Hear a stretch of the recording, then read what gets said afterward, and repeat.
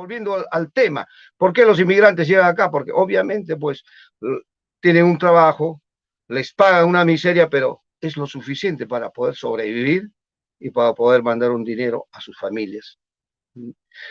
Aquí en Los Ángeles en particular, un departamento mínimo, $2,000, eso es lo que cuesta. Y un trabajador, un obrero, lo mínimo que gana es sus $700 a la semana.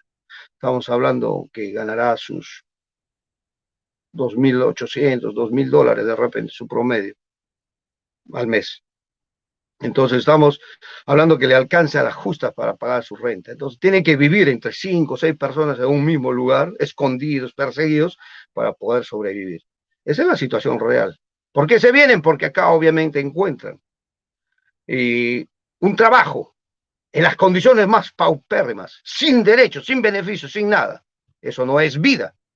Entonces no justifique, hay reaccionarios, recalcitrantes en estos países, dicen, no, mire, ve la gente cómo va allá, porque allá es una maravilla, es falso, es falso. La gente busca sobrevivir, no le puedes negar ese derecho, tiene que luchar. Entonces, en los países, naciones oprimidas, obviamente las grandes burguesías le han robado, le han saqueado, le han destrozado el futuro al pueblo, a toda la sociedad. En ese sentido, entonces, entendamos. ¿Por qué hacen eso esas clases dominantes? ¿Por qué? Porque viven de esa manera. Son parasitarias. Ellos no producen, ellos saquean, ellos roban de las diferentes formas. Lo hacen. Y tienen obviamente todo un sistema ideológico que justifica ese robo, ese saqueo, ¿no? Como el hecho de que, ¿sabe qué? Que vengan a invertir a nuestro país para crear desarrollo, eso es falso. Pero hay gente que cree en eso. Ya le metieron esa idea. Porque no se pusieron a pensar más a fondo. No. No, señor, lo que están haciendo es penetrar el capital internacional, o sea, el imperialismo que penetra y someta más, destruye la producción nacional y eso es lo que hacen. Ahora, tenemos, por ejemplo, la cuarta caracterización muy importante. El monopolio ha nacido de la política colonial, correcto, perfecto. Los viejos países, precisamente Inglaterra, Francia, Alemania, ellos mismos devinieron en países imperialistas. Y Lenin nos dice bien claro, ¿no? Estos, ¿cómo resuelven sus problemas? A través de la guerra. Hay una caracterización. Estos son saqueadores, destruyen la naturaleza, saquean las materias primas, exportan los capitales, buscan esferas de influencia, dice bien claro Lenin, hacen sus transacciones y ganan, es lucrativo. ¿Por qué? Saquean, transforman ese producto, venden ese producto, lo devuelven a las naciones oprimidas, hacen préstamos, prestan, cobran una tasa de interés, ganan ahí también, pero aparte, en las naciones oprimidas le han generado una necesidad. Por ejemplo, los carros eléctricos hoy en día. Ya tienen que crear toda una infraestructura en las naciones oprimidas para que esos carros eléctricos lleguen. O el 5G, el sistema de Internet, más potencia, ¿verdad? Entonces, las naciones oprimidas, si no construyen toda la infraestructura tecnológica, quedan desfasados. Tienen que pedir préstamo al imperialismo. ¿Para qué? Para crear todo eso. ¿De dónde van a venir esos productos? Del imperialismo van a venir esos celulares que necesitan 5G, todo el sistema tecnológico. Entonces, ¿qué ha sucedido? Le genera una necesidad a las naciones oprimidas, porque obviamente, si no se compagina a esa altura de la tecnología, queda desfasado. Pero ya lo sometieron. Es el sistema de dependencia. Te someten, te crean esa necesidad, tienes que crear esa infraestructura. Pero ¿quién se va a beneficiar? El imperialismo, porque ellos te van a vender los productos, ellos te van a someter. Y todavía en tus celulares te van a implantar programas donde te van a espiar. Ya lo hemos visto desde Israel, Estados Unidos, la China. El día de ayer conversaba con un colega periodista y me dice que su colega en China ha visto la inauguración de los Juegos Olímpicos y le pareció muy triste porque la gente no muestra mucha alegría toda vez que sabe que está siendo vigilada. Por todas partes hay cámaras y todo eso, y los vigilan y los controlan. Bueno, es que eso es China. China es otro país imperialista. Su característica, ¿cuál ha sido? ¿Cuál es su característica de China? ¿Dónde ha acumulado su ingente capitales? En la mano de obra barata del pueblo chino, explotado, oprimido, 50 centavos de dólar a la hora, eso es lo que le pagan. Obviamente, por otra parte, tiene otros beneficios esa clase. ¿Por qué? Porque el socialismo, la revolución socialista, permitió que el pueblo chino conquiste muchos derechos. Eso es difícil para las clases dominantes en China, que están enquistadas en el llamado Partido Comunista Chino, que de comunista no tiene nada. Entonces, ¿qué cosa? No lo pueden, no les pueden, al pueblo no les pueden quitar esos derechos, no es fácil, ya está enraizado ahí. Pero sí lo someten a través del trabajo, engañándole de que toda esa producción es para construir el socialismo, cuando lo que vemos es la mayor cantidad de millonarios son chinos. Y han venido a estos países de Estados Unidos, a Canadá, a otros países de Europa, a comprar grandes propiedades. Entonces comienzan así. No te olvides que China es el mayor dueño de la deuda de Estados Unidos. Por ahí también lo tiene acogotado a Estados Unidos. Ojo. Bien, entonces, ¿China es imperialista? Lo es. ¿Rusia es imperialista? También lo es. También exporta sus capitales, invierte en otros países, tiene capitales invertidos en Latinoamérica. Obviamente en Europa lo tiene. Eso es. Entonces, ¿se va explicando o no se va explicando el tema de la guerra? ¿Cuáles son los motivos, los intereses? Por supuesto, ¿no? Estamos viendo la característica de estos países que desarrollan el sistema capitalista, que han devenido en países imperialistas. Estamos viendo que son monopolistas, que exportan capitales, el capital financiero, pero además viven de eso, ¿no? Viven del corte del cupón de los intereses. No desarrollan la producción, el capitalismo nacional en los países donde ellos exportan sus capitales. No, más bien los someten, ¿verdad? Estamos hablando de la dependencia en esos países. Si no, veamos, pues, qué país se ha desarrollado. Hablan de los tigres del Asia. ¿En qué han devenido los tigres del Asia? Veamos, ¿han alcanzado un desarrollo, una independencia? No, están dependiendo de cualquiera de los ejes, ya sea de Estados Unidos, ya sea del eje de Rusia o del eje con China. No tienen independencia. Y esto nos lleva a ver el tema de la OTAN. ¿Qué países integran en la OTAN? Son 29, ¿verdad? Pero el eje que domina ahí, Estados Unidos, Alemania, Francia, Inglaterra, ellos son los que están ahí. De ahí le siguen el resto.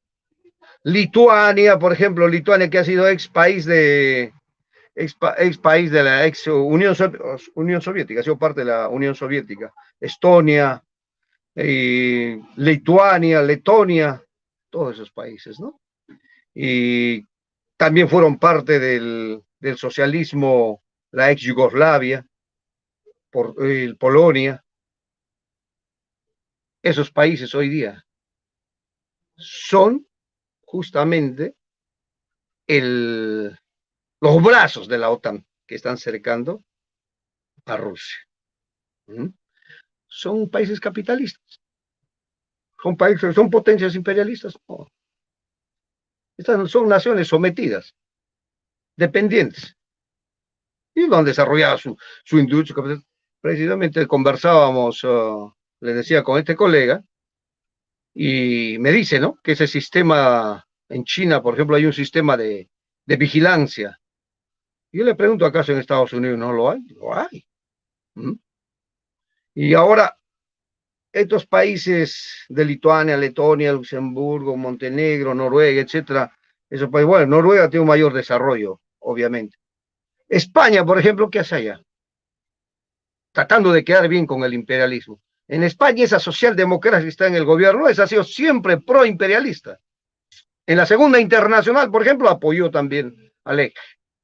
No se olviden que el fascismo en España se impuso con Franco. Los socialdemócratas de aquel momento lucharon contra Franco. Después negociaron, pues. Y ahora los socialdemócratas de allá son pro-yanquis. Son socios del imperialismo norteamericano. Y bueno, Entonces, toda esta alianza tiene una mezcolanza. Ahí están las potencias imperialistas, otras potencias intermedias, y están las naciones oprimidas. Las ex naciones de la Unión Soviética se han sumado ahí, ¿sí?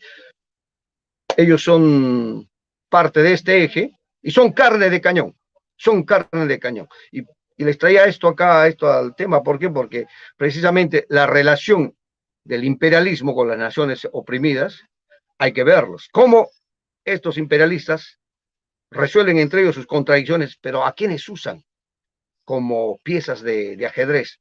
Lo usan a las naciones oprimidas. Ojo, en Europa lo están usando precisamente a esos países del Báltico, los que formaron la ex Unión Soviética o fueron socios o fueron parte del eje socialista en su momento. Bien, entonces, tengamos bien claro, el imperialismo en este contexto de la guerra, ¿ustedes creen que va a entrar directamente al combate? No. Ya las noticias nos están diciendo, y con esto entramos al tema directamente del contenido guerrerista que la prensa está difundiendo. Preparado una idea central, un main idea, una idea central, principal. ¿Cuál? De que Rusia está preparándose para invadir Ucrania, ¿verdad? Esa era la idea central. Toda la prensa en Estados Unidos, de los dos ejes, igualmente de las dos facciones, tanto Fox, que defiende a los republicanos, y los CNN a los demócratas, dijeron, sí, Rusia está haciendo eso. En Europa, también una parte de Europa comenzó a decir, sí, Rusia se está preparando para la guerra. Sembraron esa idea. Rusia dice no y no y no. Pero obviamente, Rusia, como cualquier potencia imperialista, también se prepara, pues, porque ve que están generando condiciones de guerra alrededor suyo, la OTAN se expande, entonces se prepara, mueve sus fuerzas. Eso es real, eso se va a dar siempre, de ambos lados. Tienen que defenderse, tienen que prepararse para una conflagración. Además que ya sabemos bien claro que la guerra no se termina, no se acaba, no se resuelve, sino simplemente se posterga. Los tratos diplomáticos son para postergar la guerra. La guerra es inevitable, se va a dar y tiene diferentes formas de darse. Puede ser cruentas, directamente entre las potencias o usando otros países. ¿Okay? Y prueban, lo han probado. Por ejemplo, el caso de Rusia lo ha probado, ya ha demostrado su capacidad de combate desde el 2014 en Siria. Ha derrotado a las fuerzas del Daesh, fuerzas mercenarias preparadas precisamente por Estados Unidos, por Occidente, Israel también hay, Saudi Arabia también preparó esas fuerzas para desestabilizar Siria, que hoy en día sabemos que Siria pues, ha logrado vencer, ha consolidado su gobierno y está fortaleciendo sus alianzas con China, con Rusia definitivamente, ¿no? Entonces ahí Rusia demostró tener todo el poderío, la capacidad militar, su tecnología. Ahí estuvo también Estados Unidos y hasta ahorita está. Hace unos días atacaron y eliminaron a un dirigente del Daesh, ¿verdad?